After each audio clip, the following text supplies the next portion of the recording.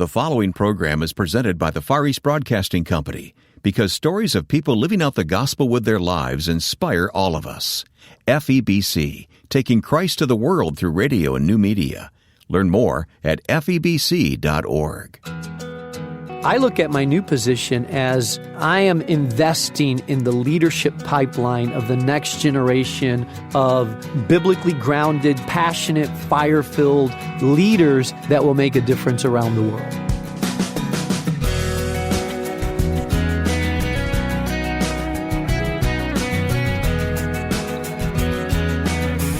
You'll meet the new president of the Moody Bible Institute on this edition of First Person. Welcome to this week's interview. I'm Wayne Shepherd, and my conversation with Dr. Mark Jobe is just ahead. Each week, we introduce you to people who are serving Christ and His kingdom in some unique way. And as we often say, some of the names of our guests you'll recognize and some you won't, but all have a story to tell of God at work in their life. Telling these stories on First Person is made possible by the Far East Broadcasting Company. FEBC broadcasts the gospel through radio and new media technologies in nearly 50 countries of the world. Learn more about the results at FEBC.org. The Far East Broadcasting Company, until all have heard. As some of you may know, I spent many years on the broadcasting staff of Moody Radio in Chicago.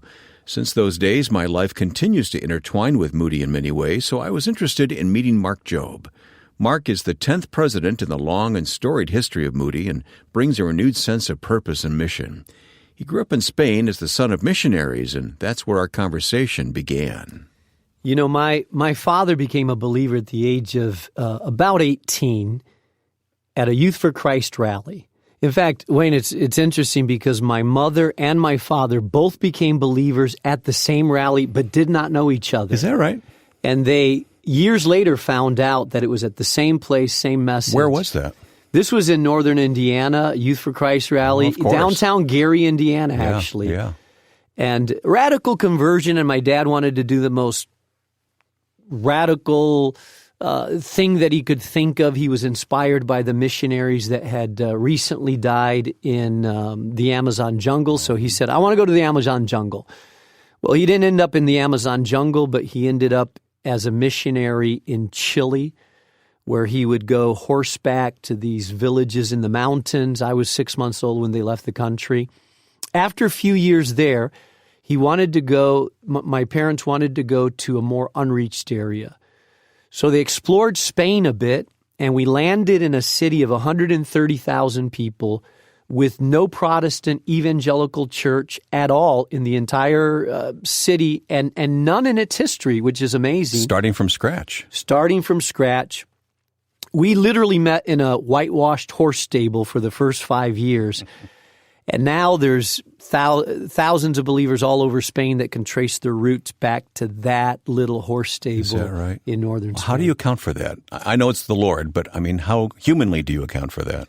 You know, it was really, really slow and really hard in the beginning. I mean, they labored for several years with almost no fruit at all. It was still under Franco at the time, Spain. I remember one of the first converts that came to Christ. He was 16 years old, went back home, told his mother. His mother slapped him in the face and said, I'd rather you be dead than one of those. So my dad and a group of people, they started going up to this little hill that overlooked this city, and they just started praying, God, we don't know what to do. You're going to have to break through. So every morning they'd go out, they would pray, they would ask for a breakthrough. In 1975, Franco died, and it was like the entire country just found a new freedom. They had been quite oppressed in a certain way, and a new openness to the gospel. And literally hundreds of young people started exploring Christianity and coming to Christ, and we were right in the middle of all that. And I believe it was an answer to prayer. How old were you? You were during your growing up years then? Yeah, and I was young. I was in my, I was probably 12, 13 years old when that happened. So young enough and old enough to know what was going on. Old enough to know what was going on, and a incredible place. I mean, I was, as a young teenager, in the midst of a small revival where literally hundreds of young people were coming to Jesus, hungry to study the Bible, unchurched, but wanting to grow and meet. And so it was a great environment for me to be in. But understand you didn't really want to come to the city of Chicago, did you? I mean, you came here at, 17, you said? I did at 17. Someone was sending tapes that they were, remember cassette tapes? Yes, I do. So someone was putting their cassette recorder in front of the radio and recording messages from Moody's Founders Week and other radio programs, sending it to my father, writing a little handwritten note, sending it to my father. Somehow I got a hold of those cassette tapes and started listening to the messages.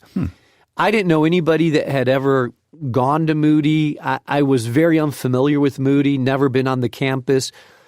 But I had really come to Christ at 15, and I said, I want to go at least 1 year to that school in Chicago that teaches the Bible that way.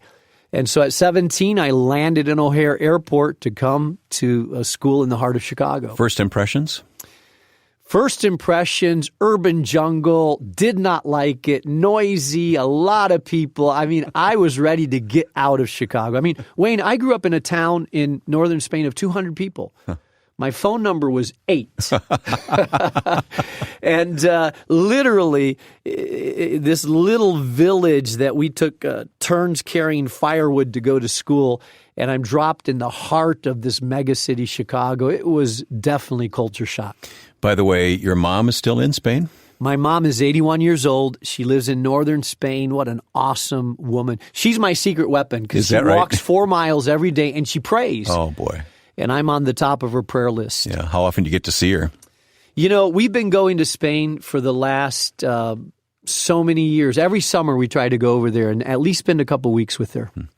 Well, after that rough introduction to Chicago, you came, of course, as a student at Moody and graduated from Moody. Pick up the story there. What happened after Moody? So I couldn't wait to get out of the city.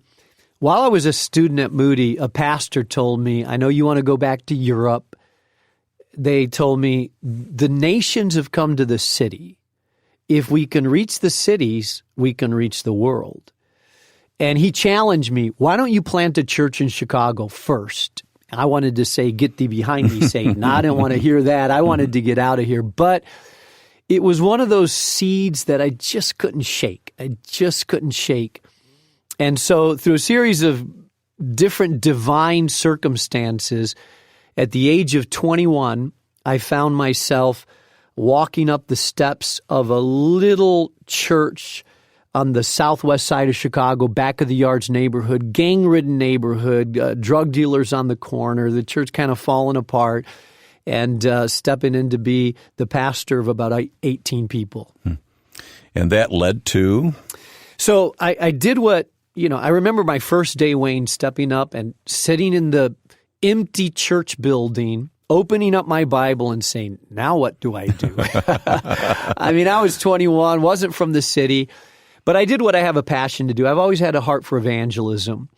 And so I got out in the streets and started sharing Jesus with whoever would listen. And amazingly, people started coming to Christ. And that little church started, it was a rough, tumble group of people. I mean, these were very unchurched people. You didn't want to run into our ushers. Let's just say this. Don't cross the usher. No, don't cross our ushers. One guy walked into the little church, and he looked at our usher and he said, hey, last time I saw you, you had a sawed-off shotgun pointed at my head. Oh. And he said, hey, those were my BC days.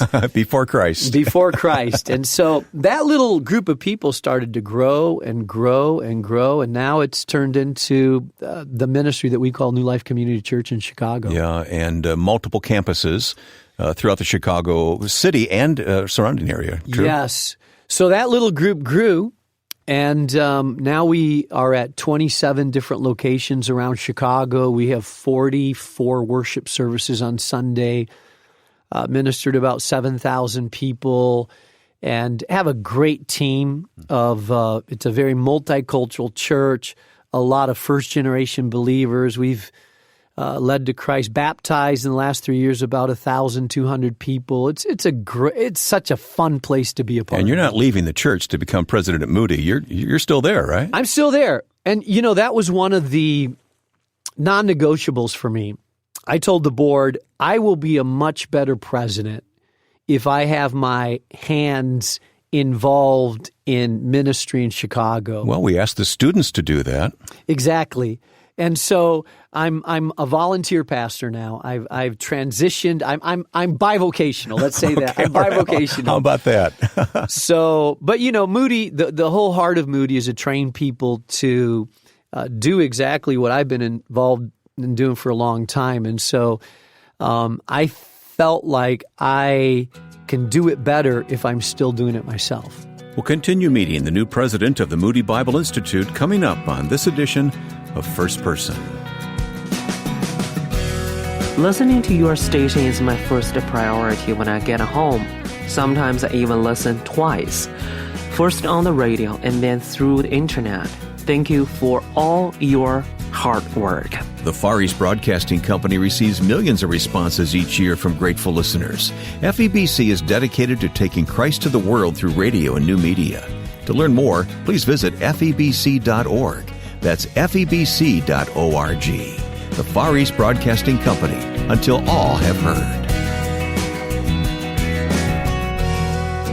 My guest is Dr. Mark Jobe, who is the new president, the 10th president of the Moody Bible Institute in Chicago, a place there I served Christ for many, many years and still am closely associated with. Actually, Mark, you and I are hosting a new radio program together. It's your program. I'm co-hosting. But oh, I'm so excited about this program. And I'm so excited to do it with you, Wayne, well, really. Likewise. It's a real privilege and honor to serve you and serve Christ through the program. We heard some of your story, but I didn't ask you when your faith became your own. You had these wonderful parents, of course, who were committed to the gospel, followed Christ at great sacrifice. But when did it become your faith, Mark?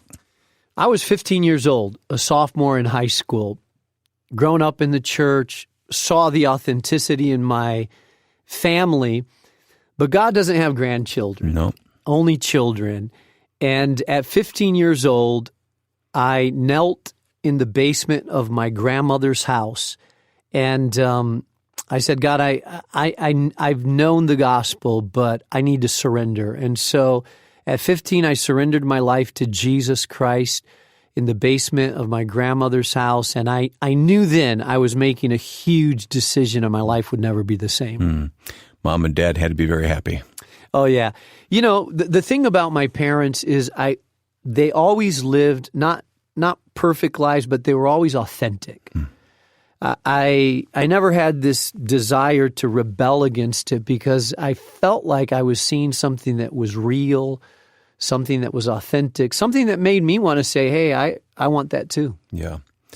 Let's talk about your vision. You have been placed into a remarkable place of leadership now, president at Moody. What's your vision, not only for Moody, but for this generation?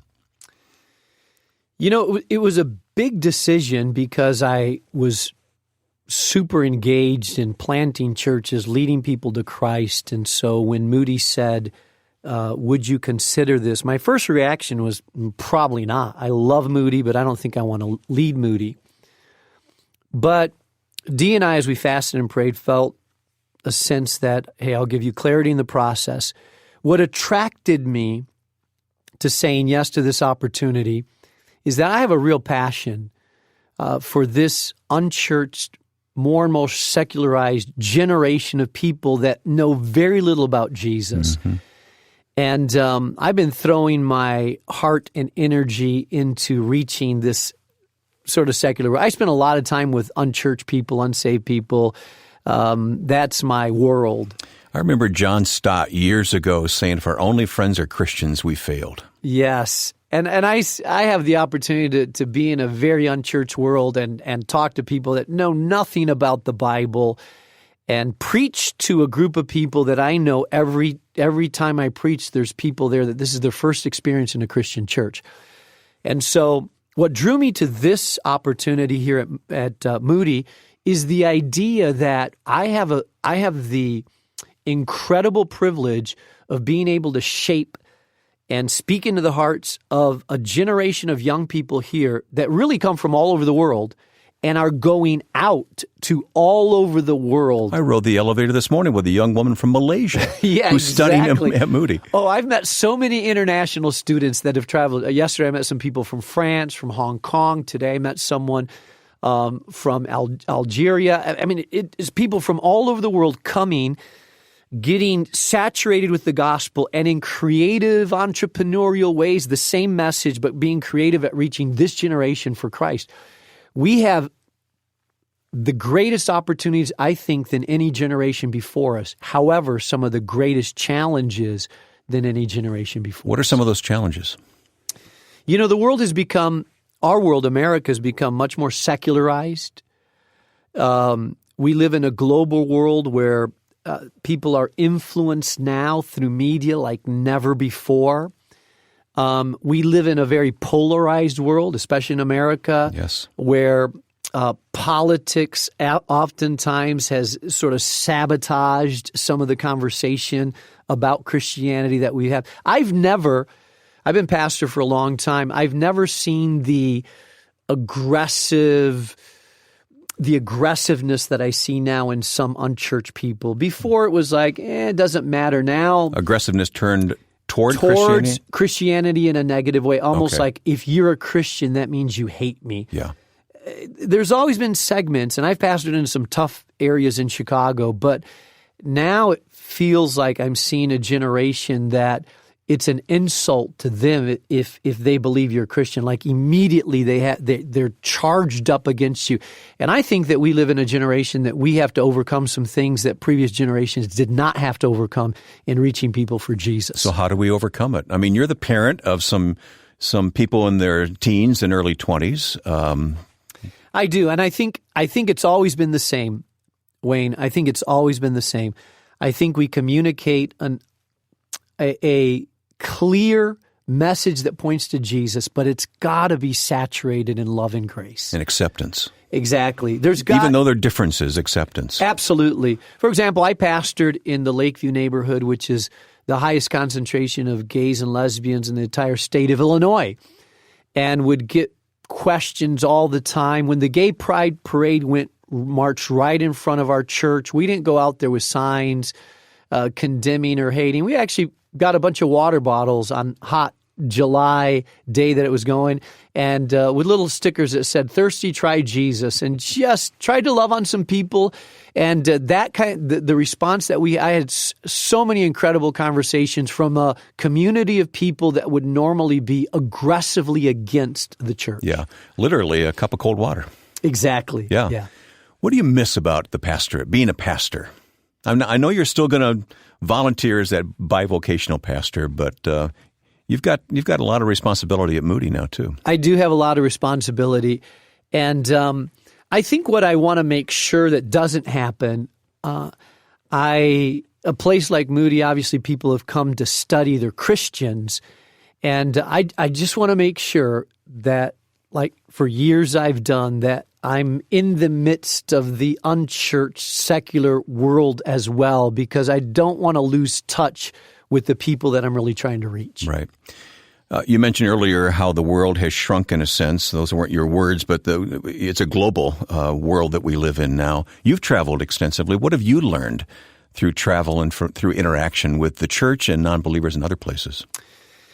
Yeah, I do travel a lot. I was just in Spain a couple of weeks ago speaking at a men's conference, and we've planted overseas in the last couple of years 9 churches, and so it's taken me to New Zealand, to South America, all over. And a couple of things that I realize, that although we here in America have so much material and resources, sometimes we lack the fire and passion and dedication that I see in some countries that have a lot less resources.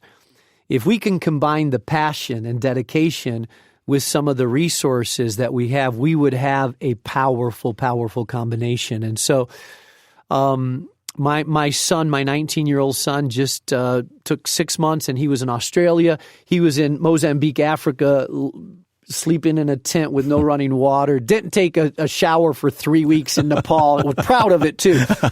But he came back really with a new sense of how privileged we are, and we really need to do something about what's happening around the world. And it always strikes me, we have so much in this country. How can we leverage that for kingdom advancement? Yeah.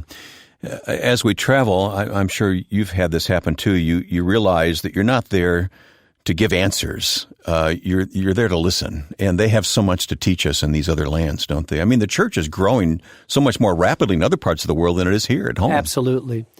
You know, many of these countries look to Americans and want to learn. I mean, they hear you're an American, and they just kind of feel like, hey, we want to learn from you, and they put you on sometimes on a pedestal. However, I agree. I want to sit at the feet of those that are multiplying and making disciples and learn from them. We can encourage them, but we can learn from them. We need to go with the attitude of learning. Absolutely. That's one thing I've brought back from traveling in a few places around the world. There are some amazing things happen, and hundreds of thousands, tens of thousands of people coming to Christ of names that are hard to pronounce and that you and I will never know about because they're not famous in our circles, social media, but they are heroes. Yeah.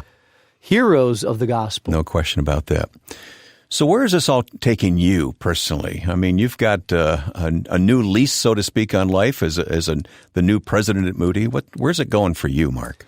You know, my vision and my mission hasn't changed, but my position to accomplish that mission and vision has. For years, I've had a heart for cities around the world, for evangelism, and a special heart for cities. And I started praying a long time ago, God, what if you would give us the capacity to reach 1% of the mega cities around the world? And what if we were able to virally multiply life-giving, gospel-preaching churches around the world? And I've been praying for that for a long time. I've been praying for that in Chicago. Yeah. That led me to do a multi-site church. I've been praying that for other cities. And so my approach, as I look at this challenge, the greatest challenge is a leadership pipeline. And so I look at my new position as, hey, I am investing in the leadership pipeline of the next generation of biblically grounded, theologically sound, passionate, fire-filled leaders that will make a difference around the world. It's a very strategic place to be, isn't it? Oh, yeah. In the heart of the city. That's what I love. In fact, D.L. Moody was passionate about evangelism, but also passionate about cities. And he talked about the cities being the greatest, highest point out of which the river flows. And if we can reach the cities, we can reach the world. How can we pray for you and Dee, your wife? I've been telling people to pray for God's favor on us. What Dee and I are really asking for is we want to be in a position of favor where God is pleased with what we do and how we operate, our heart, our decision-making. And so we've just been praying, God, give us an extra measure of grace and favor for this season in our life. That's Dr. Mark Jobe, the newly appointed president of the Moody Bible Institute. I do encourage you to pray for this man and those around him as they lead Moody in a new season of ministry to this generation. We'll place links with just a bit more about Mark at our website, firstpersoninterview.com. In a couple of weeks, we'll be telling you more about current events in the countries where the Far East Broadcasting Company broadcasts its programs, places like China, where the persecution of Christians is increasing. In the meantime, please visit FEBC.org to learn more and view videos of FEBC's reach into difficult closed areas. These are critical days for keeping the doors to the gospel open. Visit FEBC.org. Now, with thanks to my friend and producer Joe Carlson, I'm Wayne Shepherd. Join us next time for First Person.